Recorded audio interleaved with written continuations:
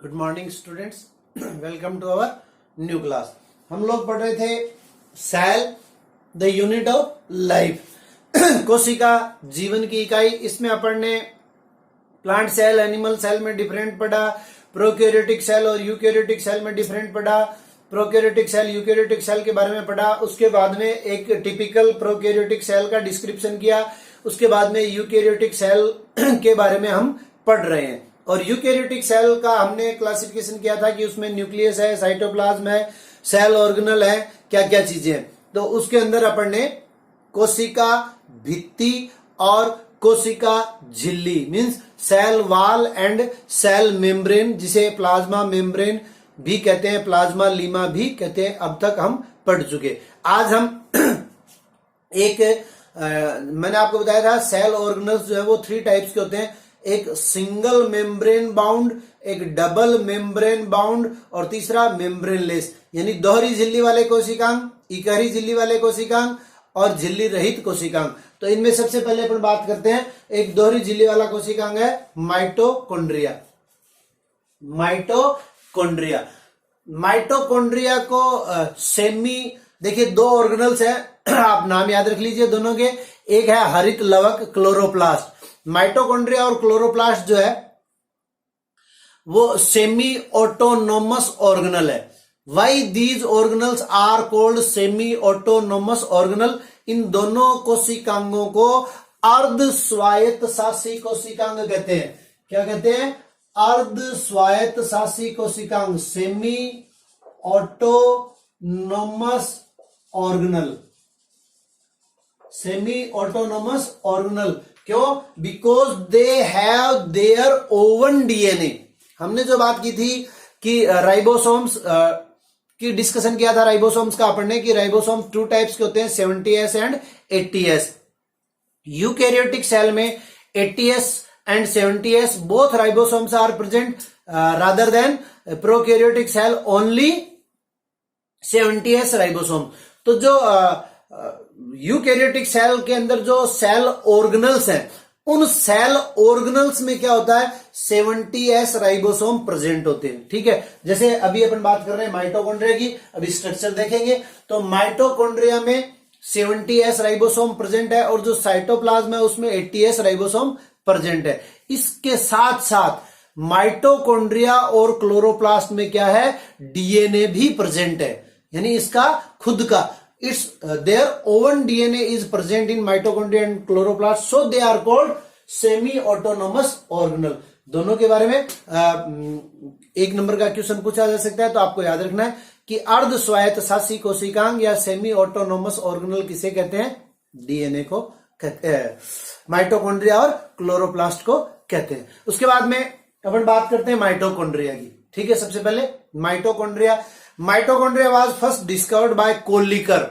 Who discovered mitochondria? First of all, mitochondria was discovered by Kolliker. Kolliker. Mitochondria was first discovered by Kolliker.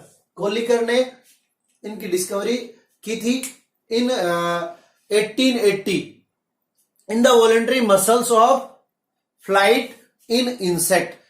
Flight के insect की जो voluntary muscles है, ऐच्छिक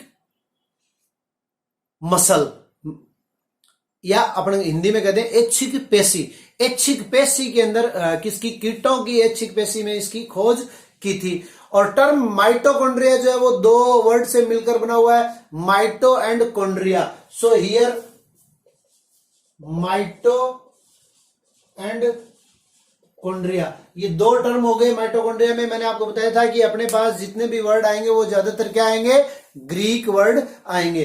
तो माइटो means यहां होता है थ्रेड, अंग्रेजी में इसको ट्रांसलेट किया थ्रेड, और कॉन्ड्रिया मीन्स होता है ग्रेन्यूल, यानी एक धागे के समान संरचना अपने को दिखाई देती है, उसको क्या कहते हैं? माइटोकॉन्ड्रिया। तो ये हो गया इसका यूं कह सकते हैं वर्ड मीनिंग भी हो गया कि थ्रेड लाइक स्ट्रक्चर। और ये नाम दिया था किसने?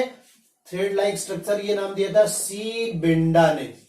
सी बेंडा ने क्या किया? माइटोकॉन्ड्रिया नाम दिया, और कोलिकर ने सबसे पहले इनको खोजा था। अब अपन बात करें इनके ओक्यूरेंस की, they are absent in the prokaryotic cell. ये अपन ने पहले ही मैंने आपको बताया था कि जितने भी डबल मेम्ब्रेन ऑर्गेनल्स हैं या जितने भी ऑर्गेनल्स के नाम आपको आते हैं वो सारे डिफरेंशिएशन में लिख दो कि प्रोकैरियोटिक सेल में वो एब्सेंट है, यूकैरियोटिक सेल में वो प्रेजेंट है। तो they are present only in eukaryotic cell except in old mammalian of RBC. जो पुरानी आरबीसी हो जाती है ह्यूमन की, उसमें माइटोकॉन्ड्रिया एब्सेंट होते हैं। और सेप कैसी है, तो सेप अभी अपन ने चर्चा की, ये थ्रेड लाइक स्ट्रक्चर है, फाइब्रिल है, स्फेरिकल है, ओवल शेप्ड है, डिस्कोइडल है, कैसी भी शेप इनकी हो सकती है। साइज की अगर अपन बात करें, साइज की, it depend upon the metabolic state of the cell, because as we know the mitochondria is the power house of cell because they produce ATP and ATP is the currency of the cell. Mitochondria क्या है, कोशिका का शक्ति ग्रह कहलाता है। शक्ति ग्रह क्यों कहलाता है, क्योंकि यह एटीपी का उत्पादन करता है। अब एटीपी का उत्पादन करने के कारण ये कोशिका का क्या कहलाता है, शक्ति ग्रह कहलाता है। तो जहां पर मेटाबॉलिक एक्टिविटी ज्यादा होगी वहां पर इसकी साइज क्या होगी, बड़ी होगी। तो माइटोकॉन्ड्रिया मेटाबॉलिक एक्टिविटी करने वाले प्लेस पे क्या होगा, बड़े आकार का होगा, बाकी एवरेज आकार का। Mitochondria are second largest cellular structure, second largest cellular structure है। तो ये भी आप लोगों को याद कर लेना है। Average size of mitochondria 2 to 6 mu M. Average size क्या है इनकी, 2 से 6 म्यू एम तक की इनकी एवरेज साइज है। और length 0.5 mu in diameter. These are visible under light microscope. Light microscope में हम इसको देख सकते हैं। नंबर एंड पोजीशन, कितने माइटोकॉन्ड्रिया जो है वो एक सेल में प्रेजेंट हो सकते हैं। The number of mitochondria is also depend upon the metabolic state of cell. वो भी मेटाबॉलिक स्टेट के ऊपर प्रेजेंट करता है। Maximum number of mitochondria 5 lakh are found in flight muscle cell of insect. जो उड़ने वाली पेशी है इंसेक्ट की, उसमें 5 लाख के लगभग माइटोकॉन्ड्रिया जो है प्रेजेंट होते हैं। और मिनिमम माइटोकॉन्ड्रिया जो है वो प्रेजेंट होते हैं किसमें, यीस्ट में। यीस्ट क्या है आप लोगों को पता है, यूनिसेल्युलर फंजाई है, ये भी याद रख लेना, यूनिसेल्युलर फंजाई। यूनिसेल्युलर फंजाई और फंगी इज यीस्ट। तो यीस्ट में इसका मिनिमम नंबर है और इंसेक्ट की जो फ्लाइट मसल है उसमें इसका नंबर क्या है, मैक्सिमम है। अब अगर अपन स्ट्रक्चर की बात करें माइटोकॉन्ड्रिया की, तो आप लोग देखिए, मैं आप स्ट्रक्चर बना रहा हूं बोर्ड पे। माइटोकॉन्ड्रिया क्या है, एक डबल मेम्ब्रेन स्ट्रक्चर है।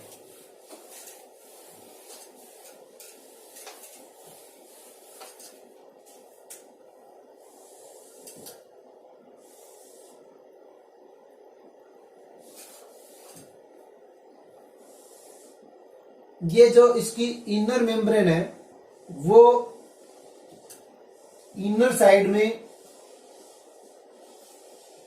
फिंगर लाइक प्रोजेक्शन लिए हुए रहती है। ये फिंगर लाइक प्रोजेक्शन है, इसको अपन कहते हैं क्रिस्टी। ये होगी इसकी आउटर मेम्ब्रेन, बाह्य झिल्ली। ये होगी इनर मेम्ब्रेन। ये क्या हो गया, माइटोकॉन्ड्रियल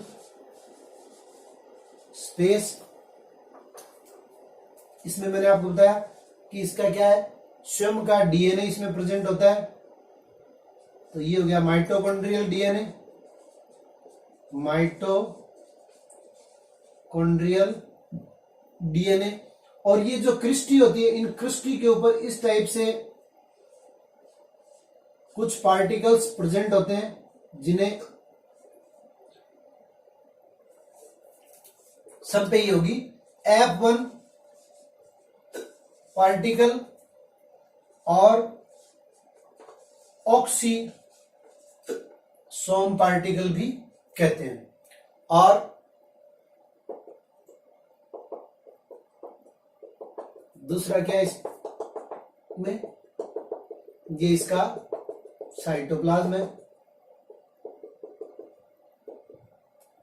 इसमें अपन कह सकते हैं राइबोसोम प्रेजेंट है, ऑयल ड्रॉप्स प्रेजेंट है। ठीक है, तो ये जो ऑक्सीसोम पार्टिकल है, इन ऑक्सीसोम पार्टिकल्स में क्या होता है, रेस्पिरेशन के दौरान एटीपी का फॉर्मेशन होता है। और जो इनर मेम्ब्रेन है, उसकी इनर साइड में mitochondrial membrane is filled with the more dense granular mitochondrial liquid substances, और इस पूरे लिक्विड सब्सटेंसेस को अपन मैट्रिक्स भी कहते हैं। तो mitochondria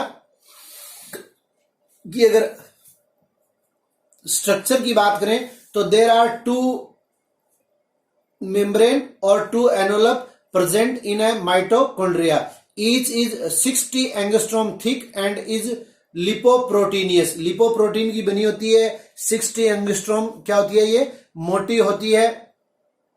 outer membrane is with less protein about 50% and freely permeable, and while inner membrane is more proteinous about 80% protein इसमें present होता है, और ये सेमी परमेबल होती है। Outer membrane is smooth while inner membrane is produced inward into a number of folds called Christie.